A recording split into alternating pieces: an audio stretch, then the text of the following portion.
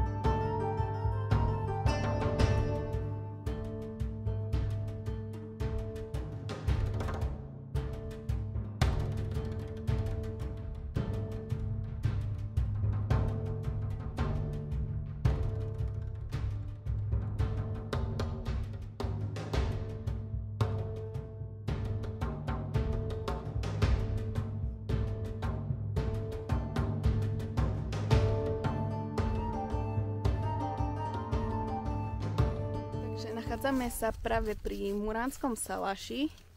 To také príjemné posedenie. No a v prípade núdze, tak tu je taká veranda, takže núdzovo možno aj tu by sa dalo prespať.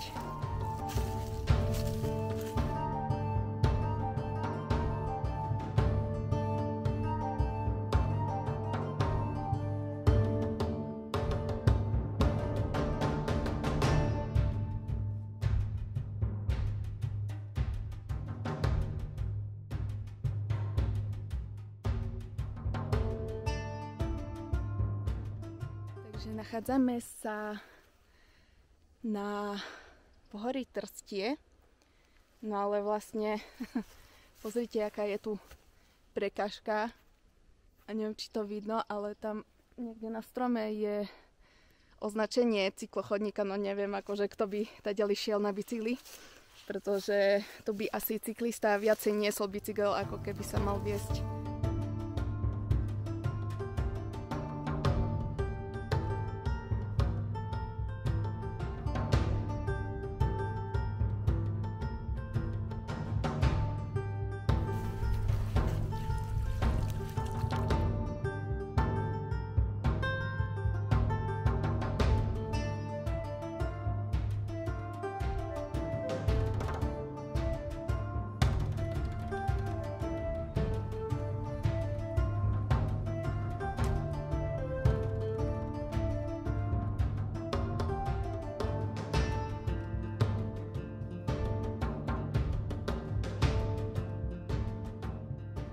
Dobré ráno, dnes sme spali v útulni Slavíček.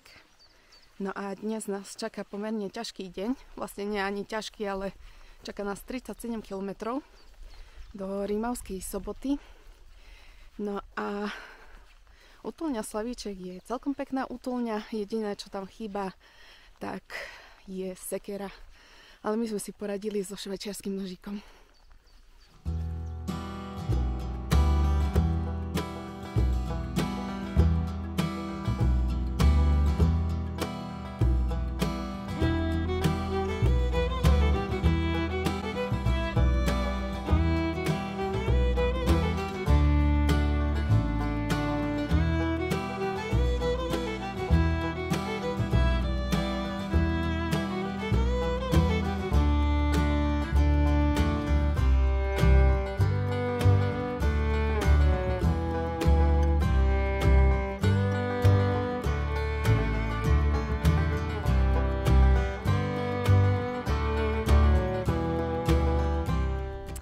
Takže práve sme zišli do dediny Polom a červená turistická značka vedie cez družstvo, ale mali tam dosť veľké psy a pustené, štekali, tak sme to nejak obišli cez lúku a potom cez les.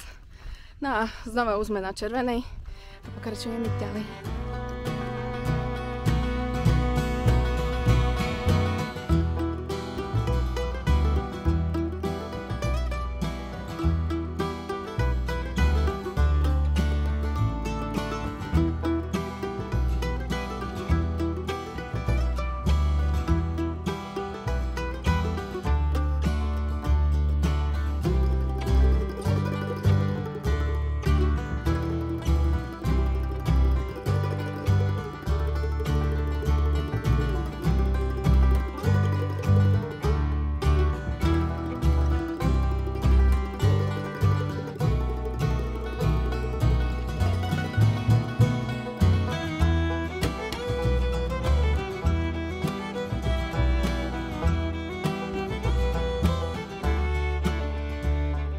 Takže prvé také sedenie na ceste od Slavíčka smerom na Rimavskú Sobotu je takáto autobusová zastávka a nachádza sa v sedlo Prievady.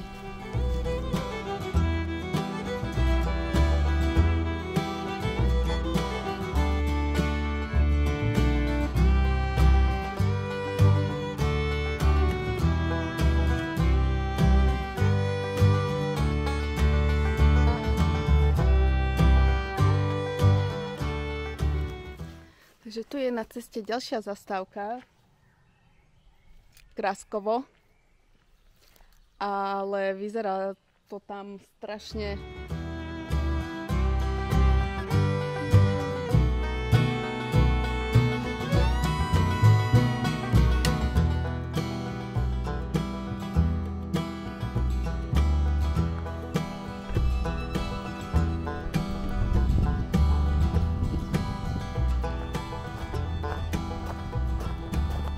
Nachádzame sa v Horných Zahoranoch a oproti úradu tak je tu aj taký krásny altánok, ktorý nám momentálne padol veľmi vhod, pretože tá dlhá asfaltka nás totálne vyčerpala.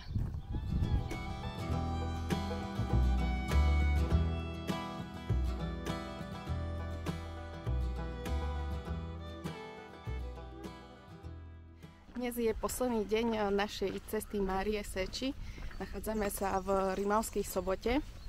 Včera sme prešli 37 km a dnes nás čaká približne 28 km do Fiľakova.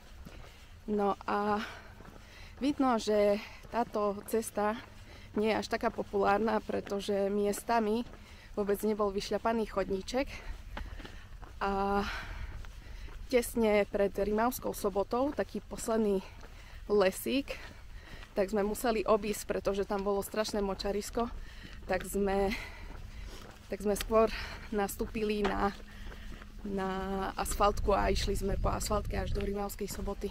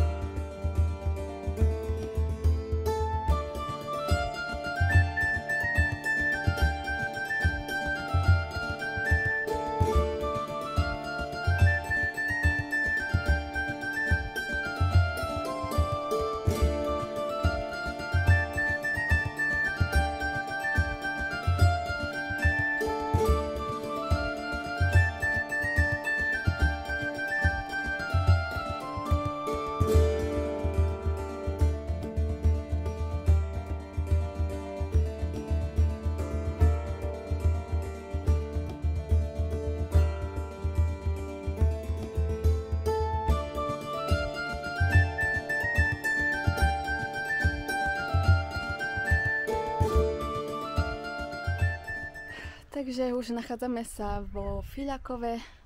Tamto za mnou sú zrúcaniny hradu, respektíve hrad.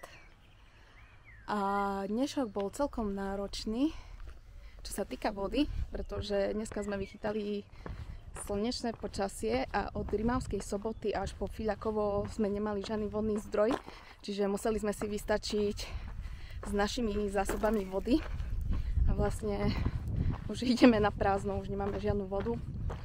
No a toľko k tomu. No a čo sa týka samotnej trasy od Rimavskej Soboty po Fiľakovo, je dosť zle značená trasa a miestami ani vôbec trasa nie je. Nenašli sme ju, tak sme museli improvizovať a časť cesty sme išli po poli, pretože inak sa nedalo.